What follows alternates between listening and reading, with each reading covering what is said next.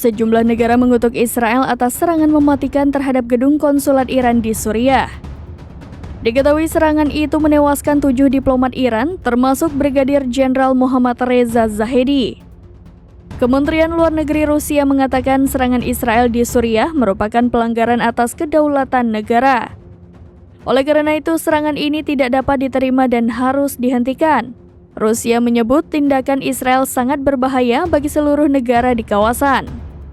Kementerian Luar Negeri Cina juga ikut mengecam Israel atas serangan di Suriah. Dalam pernyataannya, Beijing menyebut kedaulatan wilayah Suriah harus dihormati. Adapun serangan yang diluncurkan Israel terjadi pada Senin 1 April 2024. Saat itu, pesawat tempur Israel menyerang gedung konsulat Iran di kota Damaskus. Serangan ini menjadi pukulan berat bagi Iran karena sejumlah jenderalnya tewas.